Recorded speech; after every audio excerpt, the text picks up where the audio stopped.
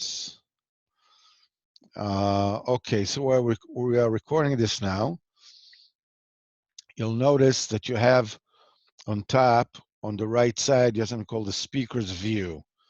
If you click it, you'll be able to see in the middle of the screen the person who is speaking currently. And if you unmute yourself and you interject, then it's your face is going to be in the screen. It's all going to be your fault. All right. Anyhow, be that as it may, we are going to, as you know, we're going to be actually we just started now. We're going to be disconnecting at 40 minutes. If we're not having finished this year, we start it again. Okay. So we started kosher oilam. As you say, it's difficult. People don't understand. Why do you have to go to the tzaddik? Why do you have to hear from him? Why is it enough that you hear from somebody else that says, somebody is really faithful, like a chayzer, like or when you read from a sefer. So Rabbeinu says that the reason for it is because a person needs to purify his face to the point that when somebody else looks at his face, that person will see a reflection of himself. We're talking about here of a spiritual reflection of himself, and he'll see how his own face is steeped in darkness. And that in itself, in the Ksav Yad, it says that the tzaddik has a pure face. When you read the Torah on, you will see that such a level of pure face that the person is able to see a reflection of himself is only the tzaddik. It's very, very high madrega. And the last time when we learned the Torah, we said that it's possible to reconcile the two versions of the person has to purify his face so his friend will see him face, vis-a-vis that the tzaddik has a pure face and a person has to purifies his face. And he says, actually, I'm sorry. He says that the tzaddik is getting his pure face through this process, as that we'll say later on, of Lashon Kodesh. That you can reconcile these two things by saying that a person needs a certain degree of purifying his own face in order to be able to see a reflection of his face in the face of the tzaddik. Says, why is that so? It's not something which is where in the official version, it says you purify yourself, your face the way it's supposed to be. Whoever's going to look at your face and go like, wow, man, I'm really in a bad shape.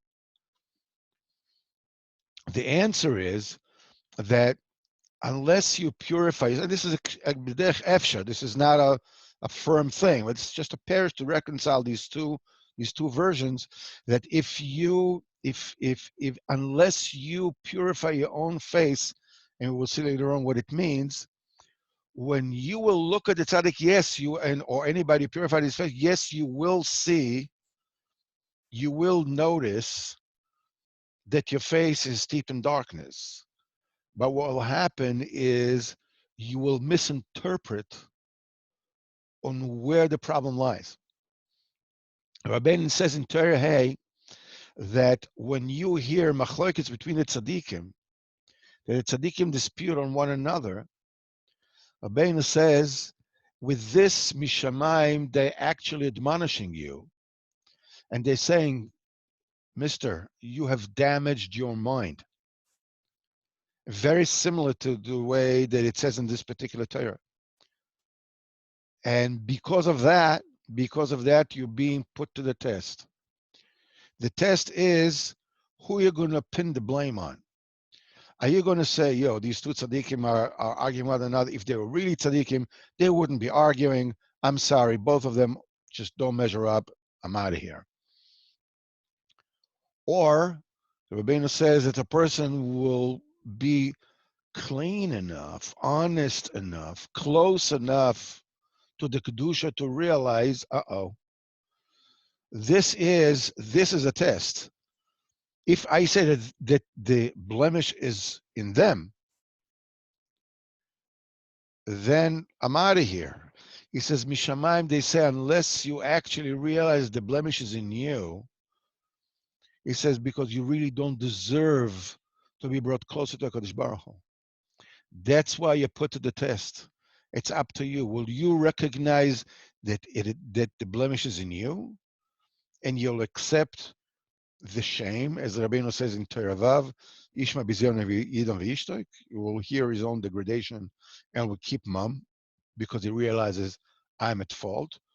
Or he will look at the tzaddik, at the reflection, when he's looking in the face of the tzaddik and he feels something stinks here. I'm sorry for the rough language. Something just isn't right. And it's him.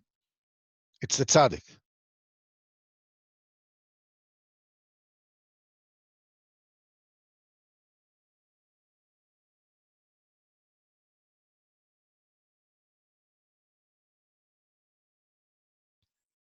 All right. You need to purify your own face to merit seeing your own reflection in the face of the tzaddik. And now we're diving into in Seif Gimel. We're diving into how does a person actually purifies his face? How does the tzaddik purifies his face? We'll see later on that this union of purifying the face is an unbelievably lofty concept of ponim befonim diber Hashem imochem, as we'll see. The Rebbe says as follows: Ki godel yikara erech shel loshen kodesh. We can see the greatness and the importance of loshen kodesh, of Hebrew, as it were. Shebo nivra olam, that the world was created with the loshen kodesh. In other words, the words and the letters of loshen kodesh were the primordial tools with which HaKadosh Baruch Hu has created the world. I've explained a few times that the letters are necessary because, and the sfirot are necessary because the power of the Kodesh Baruch Hu is endless, is infinite. And every single thing that Kodesh Baruch Hu would have created directly would have been infinite automatically. If you create an ant, it'll be infinitely big. Everything will have the same size. Everything will be infinite. So what we need a step-down mechanism, and that step-down mechanism is the letters and the sefirot, the 10 sefirot. As you'll notice later on, Kadosh Baruch Hu has created the world with speech. The speech is made up of 22 letters, which is Chaf Beis, and the 10 Sefirot, which is 10, together is 32. 32 times in the creation of the world, the name Elokim is mentioned. Vayas Elokim, Vayomer Elokim, and Hashem said, and Hashem did, v'chula, v'chula, v'chula. It says 32 times the name Elokim. The name Elokim is the name of constriction. Elokim is constriction. Yudke Vavke is chesed. Elokim is constriction. Hashem has created the world with constrictions. There's 32 times. This is Lamed Bes Elokim, the Maaseh Bereshis. The 32 mentions of the name Elokim, of constrictions, in the action of the creation of the world. All this was done through speech.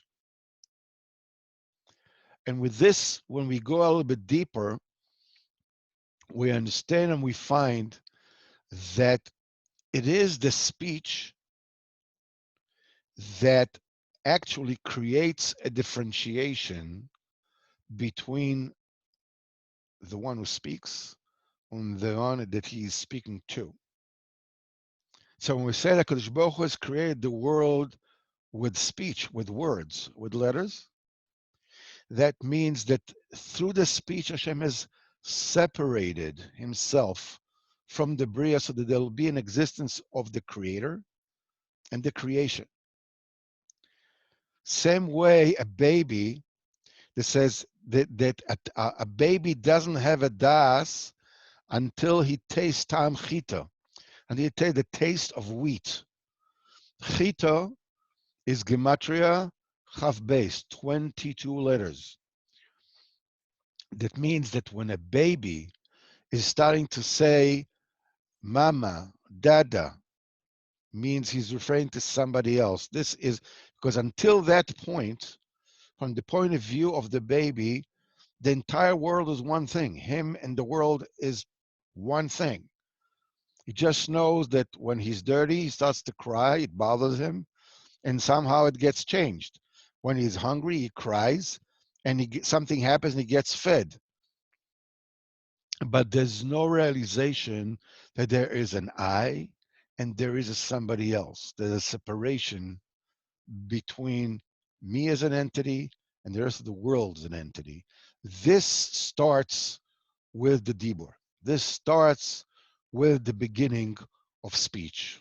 Speech begins a separation. And will be very, very well understood when he says, Lashon Kodesh, how do we know that the world was created in Lashon Kodesh in Hebrew? And it says is because there is a loshon, lofen a loshon. There is an onomatopoeic kind of thing. There's as a kemamach chazal on the pasuk when Chava was created from one of the sides of Adam Arishon. Lazoi sikore isha kemeish lokach hazois. To this will be called a woman, for it was taken from men. Just anthropologically, in the languages of the ancient world, there were totally different definitions for men and women. In other words, the definition of the word women for a female was very different than the word for men. Today, after the dispersion of the Dor Aflaga, the door of the dispersion in Bavel, they built the tower, and Hashem has confused all the languages. This is when the international language, the global language of Lashon Kodesh was lost, and then they all developed their own languages afterwards, and they took many different things from the Lashon Kodesh, whatever it is that you could remember. One of them is that male and female come from the same root. But nevertheless, when we're talking about a Dibur, Lashon Kodesh, the creation of the world, we are saying a separation. Rabbeinu brings a proof here from what? From the separation of Adam and Chava. Before they were one thing, there was no separation. And the actual act of separation results in what? In language. Lazosi Koreisha. Dibur, separation, and Mimele, obviously, the beginning of relationships starts with a separation. Lazoisi Koreisha. And Rabbeinu says later on, it says, Loshan Lofa Loshan Mikan Shenivra Olam Loshan Kodesh. Okay, in 10 minutes, we're going to get disconnected. You guys come right back on, please. So he says, and Chazal says, Loshan Nofa Loshan, that Adam Rishon called Chava his wife, because Isha is like Ish. So we see here that the Olam, the world, was created in Loshan Kodesh. And v'zeh b'chinos chava b'chinos v'layla le'lala yichev das. Similarly, besides the fact that Ish and Isha, which is linguistically are similar, they're from a similar root, a similar sound, he says it's more than just that. Lezois Yikori Isha, Zois is the Midas Amalchus. As we said last time, the letter Zayin of Zois is the seventh Sephirah, which is the Malchut, and Aleph Taf is all the letters of the Aleph base, the 22 letters of the Aleph base. So the Zois is called an Isha, and that is the one that denotes separation. The remainder of this particular paragraph in Vita, the Rebbe says that this is the litmus test of the quality of the separation. In other words, what do you do with the separation? The Rebbe says that this world needed to be separated because we are created in order to rectify and to complete and to perfect the primordial bria, this olam, the shvira, and then there's olam atikon. What happens is that's the question that Torah Sarasha asked Rabbi Akiva. He says, how can you say that a person needs to be, we'll see this a bit later, how that the person needs to be circumcised? Hashem has created something which is imperfect. So he gives him a marshal. He says, you see, these specific kind of beans need to be cooked, a certain, whatever it is. He said, HaKadosh Baruch Hu has created the world in such a way that the world needs to be, needs to be perfected through the human choice, the human deed. And as we will see, as the Rebbe is putting down here, the I'm sorry, apologize for that. Hold on just one second. I got a frog in my throat. Hold on.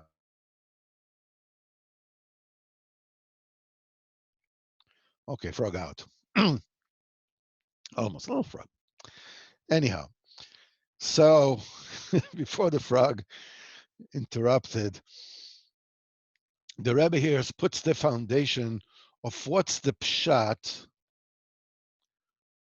of zikuch haponim, of the purification of the face. It has to do with the perfection of Lashon Kodesh. Lashon Kodesh is the speech,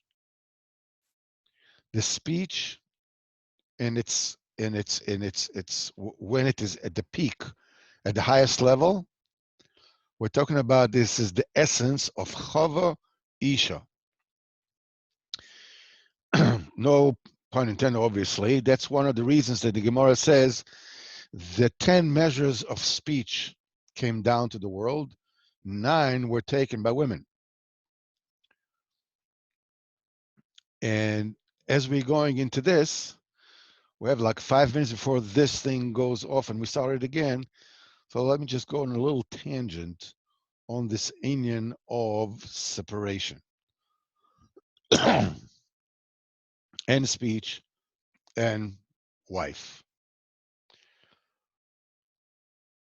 We usually understand the enabling of relationships when you're giving, you're being a giver instead of being a taker. So, lichua, it seems that the main basis upon which a relationship will be based on is chesed, right? That will be the name of the game. Chesed means giving. Actually, the secret of successful relationship is, yes, it's giving, but the first thing that you need to give In order to have a good relationship, the true chesed is tzimtzum, is separation, is blocking yourself and allowing the other person space to exist, to express himself or herself. When you are just flowing chesed, there's a tsunami of chesed going on. You're filling the entire room. You're not letting anybody else breathe. You're not letting anybody else express him or herself. So that's why it is so important. In the very beginning of the Torah, he says, "This is ita b'savad tzniusa adelova amatkala mashgichin apin be'apin," until there wasn't a situation of scales, of weight, of weighing one against the other. You know, they couldn't. There was no relationship of apin be'apin, of face to face, until there was this kind of calculation. Where do I end? Where do I stop myself and allow somebody else to begin and to express themselves? No relationship can start. Ad delo have matkale, until they said the primordial sefirot were all one after the other. Each one existed alone. I'm the one who calls the shots. I'm the only one who matters. My way or the highway. No relationship is possible when in the primordial sefirot. What happens is shattering. The second Sefirot, the Sefirot the Tikkun, started on a triangular structure of Chesed, Gvura, Tiferes. There's always there's Chesed and there's Din and there's the midway in between them. Only when there is constriction, in other words, only when you give somebody else the gift of finally shutting up, you yourself shutting up.